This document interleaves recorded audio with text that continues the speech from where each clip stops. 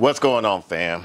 It's your boy Sydney, and welcome back to another video on the Naked Gardener channel.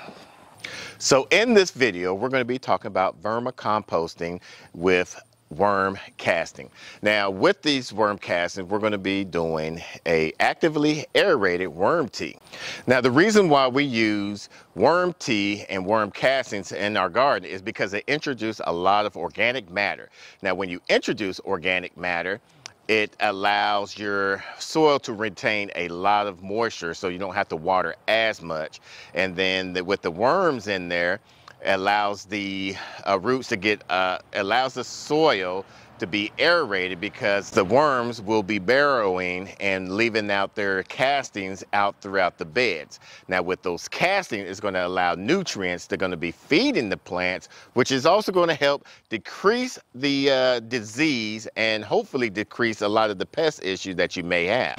So if you like these type of video, make sure you give us a thumbs up. It really helps our channel out. Let's go check on the turkeys. Now for those that are new, me and Mrs. Naked Gardener, we started out as urban backyard gardeners, hence the name Naked Gardeners. We don't use any pesticides, chemicals of herbicides, or anything of that nature, just all organic.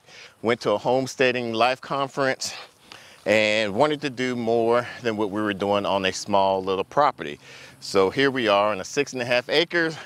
Now we're trying to live sustainability as much as possible, try to grow as much food as we can, and see what we can do.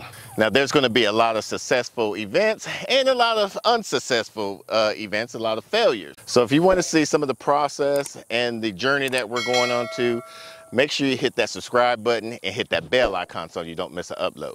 So what actively aerated worm tea is, it is a active, nutrient-rich, mild but strong fertilizer that also can be used as a non-chemical pesticide. So when you're harvesting your worm casting, of course you're going to need a worm bin. You're also going to need a sift. We normally use a compost, what we call a compost sifter, with a 1/4 inch fabric cloth, but since we moved out to this property, we noticed that using a 1/2 inch fabric cloth is a lot better. It saves a lot of time.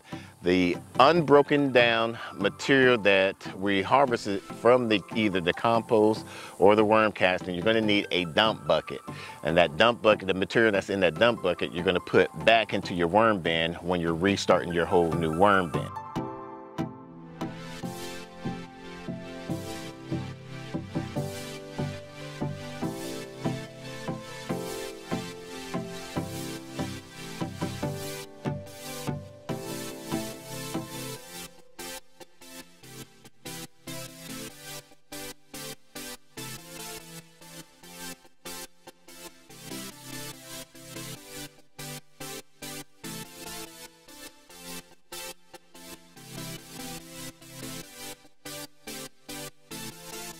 Then you're going to need a worm tea bag.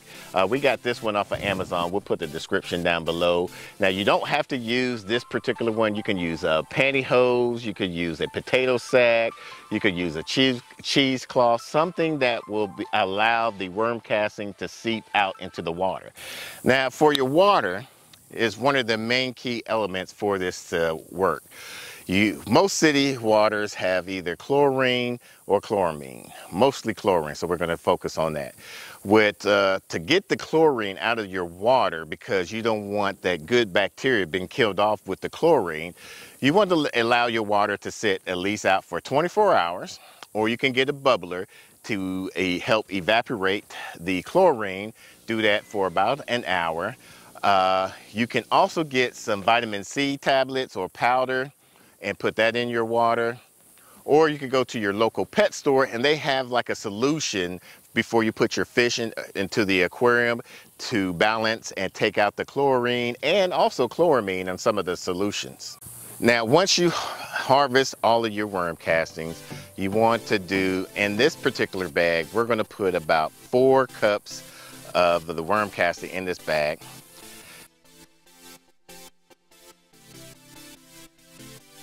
Then we're going to roll the bag up a few times and then clip it. That prevents any of the worm casting from ever leaking out of it.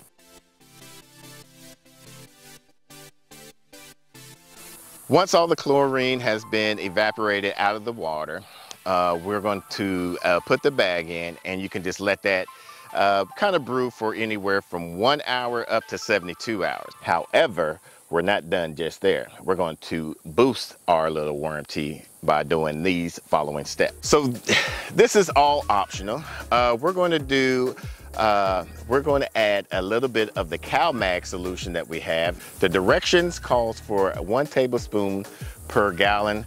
Since we're doing a 32 gallon, we can do up to 2 cups. Since all of this is organic, you could do a little bit more, do a little less. We're just doing 1 cup for this purpose. Then we're going to try something new, something we found, as they call a more bloom. So this directions require the same amount, 1 tablespoon per gallon. We're going to just use 1 cup, however.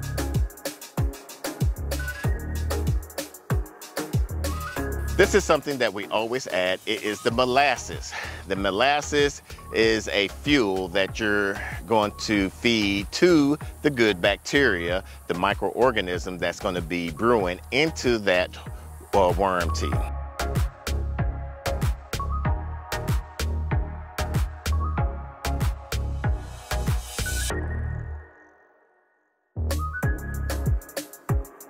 So once you allow that to brew for the length of time that you're going to allow it to brew, there's 2 options you can do to apply this to your garden.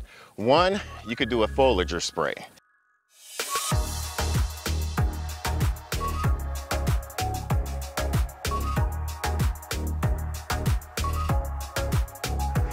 Now with the foliager spray, you want to spray it all over your leaves, from the top side, underneath side of the leaves, everything.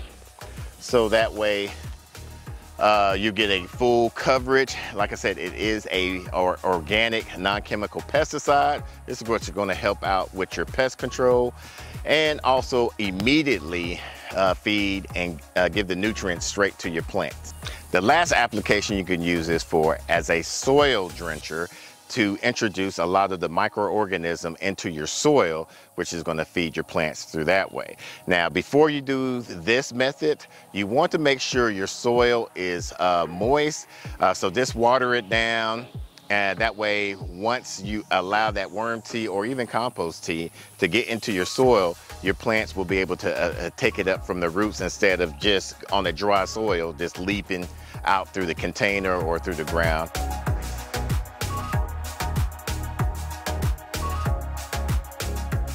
So if you want to see other vermicomposting videos, we'll put a playlist to the side for you to follow along.